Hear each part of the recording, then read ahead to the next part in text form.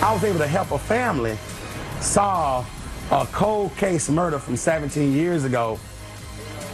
So this guy took a DNA test hoping to learn about his ancestors. Little did he know, his DNA helped police track down an accused killer.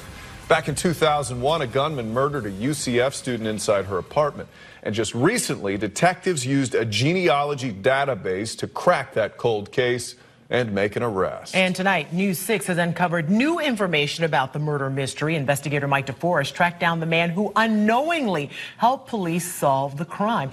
And Mike, this guy signed up for one of those popular ancestry services, right? Ginger, you might be familiar with companies like 23andMe or Ancestry DNA, which help people trace their family's history. John Hogan sent off a saliva sample so he could learn more about his relatives. He had no idea Orlando homicide detectives also obtained his DNA information until I notified him about it. And when you told me that my DNA helped solve a 17-year cold case murder, I just couldn't believe it. John Hogan had never heard of Christine Franke, a 25-year-old UCF student who was gunned down in her Orlando apartment in 2001. Police say the killer left his DNA behind at the crime scene. But for 17 years, detectives could not match that DNA to anyone. I always was interested in my heritage and my family and my culture. A few years ago, Hogan signed up for the genealogy service Ancestry DNA. His DNA test results were later uploaded to GEDmatch, a separate online database used to identify potential relatives. And we have a huge family. Little did Hogan know, Orlando police had uploaded the killer's DNA information to that same database. Detectives soon discovered that the person who murdered Christine Franke was genetically related to Hogan. Wow, that's amazing. Starting with Hogan, genealogists identified his parents, grandparents, and great-grandparents, including Charlie Bergman, who died 50 years ago and is now buried outside this rural church. Investigators then began tracing Bergman's descendants, trying to find family members whose DNA was even more similar to the killer's. As Orlando police detectives made their way down that family tree, they found themselves here at this home in Valdosta, Georgia, more than 200 miles away from the murder scene. Now, it was here where they met Eleanor Holmes.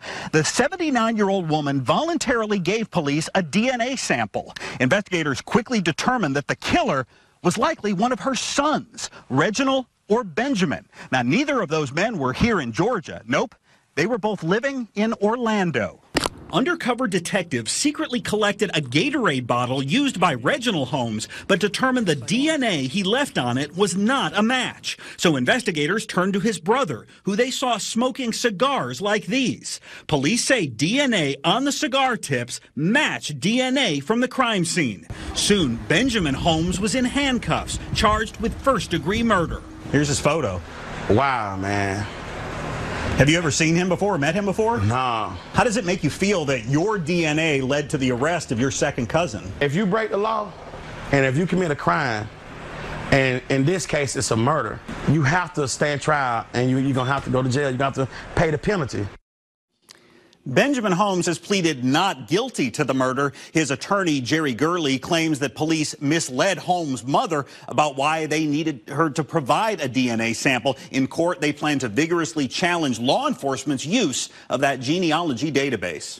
Unbelievable. That wasn't a news story. That was a movie right there. That was worthy of a 48-hour mystery episode. My goodness. So, Mike, does this guy, Hogan, does he feel like police may have violated his privacy by using his DNA? That was one of the questions I asked him, and he says no, no privacy violations, but he does understand why some other people might have those privacy concerns. In fact, just months ago, that genealogy database, GEDmatch, changed its rules. You must now intentionally opt in to allow police to use your information, but authorities can still obtain a warrant to get it. So there's ways around that. You know, we've all done those tests, and so it's like you can't put that toothpaste back in the tube now. It's just out there. All that info is there. Very fascinating. Fascinating how they built the family tree and then went back down it to find the suspect. A lot of work, too. Mike DeForest, thank you.